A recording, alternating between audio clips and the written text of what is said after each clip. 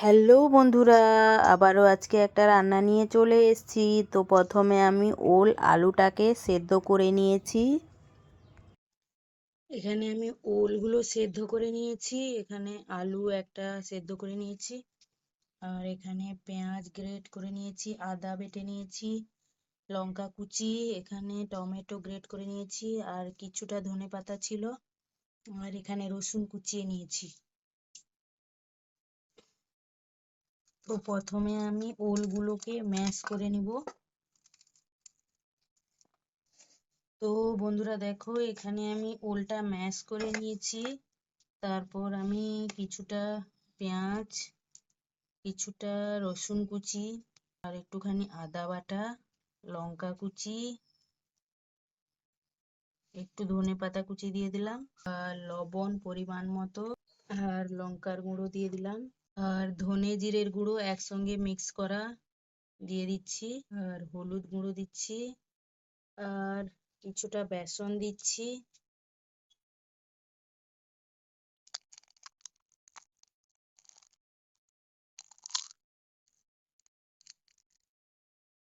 আর দুটো ডিম দিয়ে দিলাম।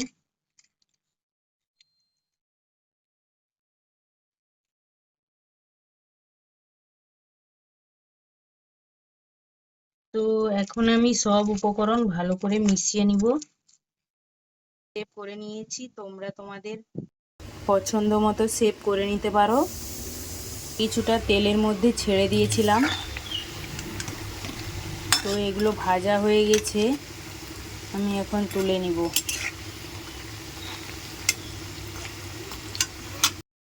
এখানে আমি তুলে নিয়েছি, আরও কিছুটা আমি তেলে ছেড়ে দেব।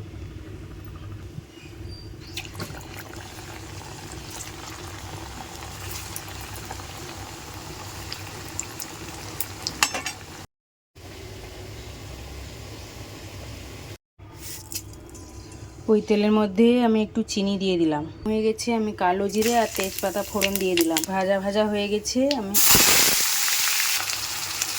পেঁয়াজ গ্রেট করে রাখা ওটা দিয়ে দিলাম। তারপর কিছুটা রসুন কুচি,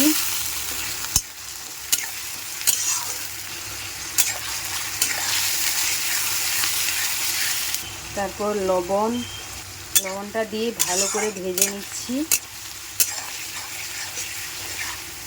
ভাজা ভাজা লাল লাল হয়ে গেছে, আমি এখন আদা বাটাটা দিয়ে দিব।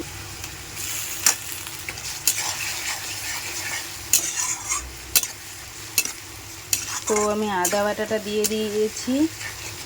তারপর একটু ভাজা ভাজা করে নিচ্ছি। তারপর টমেটোটা দিয়ে দিব, গ্রেট করা টমেটো আমি দিয়ে দিলাম। তারপর ভালোভাবে আমি সব কষিয়ে নিব। তারপর লঙ্কার গুঁড়ো, ধনে জিরে হলুদ গুঁড়োটা দিয়ে দিচ্ছি। তারপর ভালোভাবে আমি কষিয়ে নিব।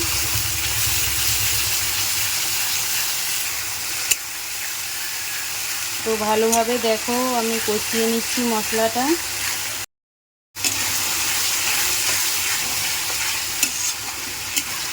জল দিয়ে আমি একটু কষিয়ে নিচ্ছি।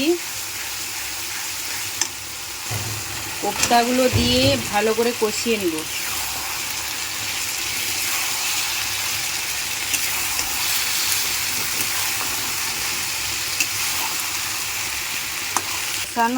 কষানো হয়ে গেছে, আমি গরম জল দিয়ে দিচ্ছি। বন্ধুরা দেখো, কালারটা কত সুন্দর এসছে। তোমরাও এরকমভাবে বানিয়ে খাবে, দিয়ে আমাকে কমেন্ট করে জানাবে। দেখো রান্নাটা আমার হয়ে গেছে। এখন আমি গরম মশলার গুঁড়ো দিয়ে দিচ্ছি।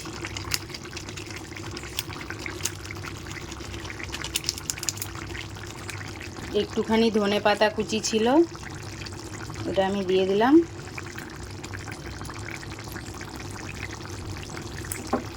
তারপর দেখো ফাইনালি আমার রান্নাটা হয়ে গেছে। তো রান্নাটা কেমন হয়েছে কমেন্টে অবশ্যই জানাবে। আর সবাই ভালো থাকবে, সুস্থ থাকবে, সবাই সবার পাশে থাকবে।